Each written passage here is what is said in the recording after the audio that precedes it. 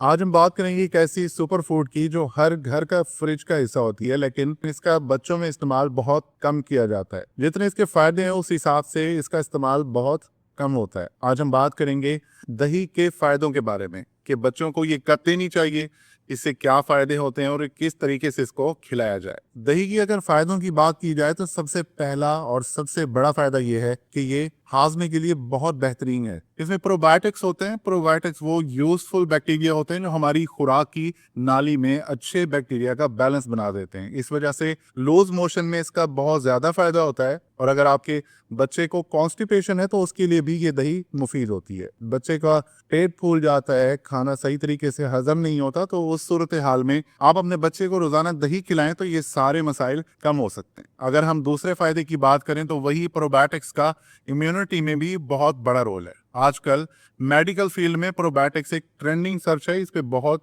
Research हो रही है। देखा गया है कि एस्थमा, जिसे दमा कहते हैं, और दूसरी इन्फेक्शंस में प्रोबायोटिक्स का रोल होता है।